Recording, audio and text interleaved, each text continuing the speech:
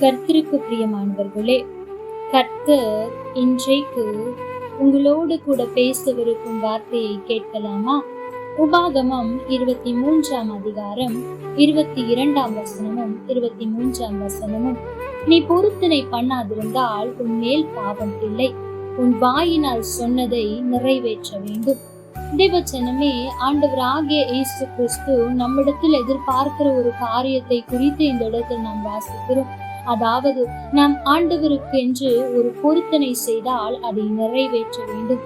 நம் வாயை திறந்து ஒரு வார்த்தையை சொல்லிவிட்டால் அதை எப்படியாவது நிறைவேற்ற வேண்டும். ஏனென்றால் அப்படி நிறைவேற்றாமல் விட்டு விட்டோம் என்றால் அது நமக்கு பாவமாய் இருக்கும் என்று வேதம் சொல்லுகிறது. தேவஜனமே, இதை வாசிக்கும் போது ஆண்டவர் சற்று வித்தியாசமாய் என்னோடு இடைப்பட்டார். அது என்ன தெரியுமா? நீ உன் வாயினால் சொன்னதை நிறைவேற்ற வேண்டும் என்பதில் நான் இவ்வளவு கவனமுள்ளவராயிருக்கிறேனே, நீ உன் வாயினால் சொன்னதை நிறைவேற்றாமல் போனால் அது பாவம் என்று உன் வாயின் வார்த்தைகளை குறித்தே நான் இவ்வளவு கவனமாயிருக்கும் போது என் வாயிலிருந்து நான் உனக்கு சொன்ன வார்த்தைகளை நிறைவேற்ற மாட்டேனோ, அதை நான் நிறைவேற்ற தவறுவேனோ என்று ஆண்டவர் என்னோடு பேசுவது போல இந்த வார்த்தை சற்று வித்தியாசமாய் இடைப்பட்டது.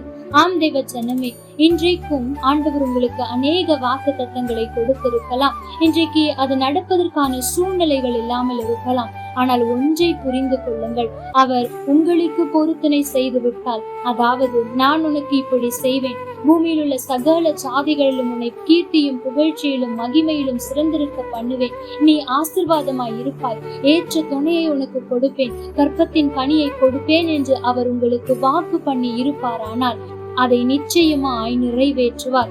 ஏனென்றால் உங்களிடத்தில் அவர் எதிர்பார்க்கிறார் என்றார் அவர் எவ்வளவாய் அதை நிறைவேற்றுவார் என்பதை சிந்தித்து பாருங்கள். தேவ ஜனமே, நீங்கள் வாயினால் சொன்னதை நிறைவேற்ற வேண்டும் என்று கேட்கிறவர் மனுஷன் அல்ல, தன் வாயினால் சொன்னதை மட்டுமே நிறைவேற்றுகிற தேவன். ஆகவே எதை குறித்தும் சோர்ந்து போகாதிருங்கள். சூழ்நிலைகளை பார்த்து, கால தாமதங்களை பார்த்து, மனுஷர்கள் பேசுவதை பார்த்து, ஆண்டவர் சொன்னாரே நிறைவேற்றாமல் விட்டுவிட்டாரே என்று ஒரு நாளும் யோசிக்க அவர் இடம் கொடுக்கவே மாட்டார். ஏனென்றால் அவர் சொன்னால் நிச்சயமாய் நிறைவேற்றுவார். ஒன்றை சொல்லிவிட்டு பின் வாங்கி போகிற ஒரு தெய்வத்தை நாம் ஆராதிக்கவில்லை.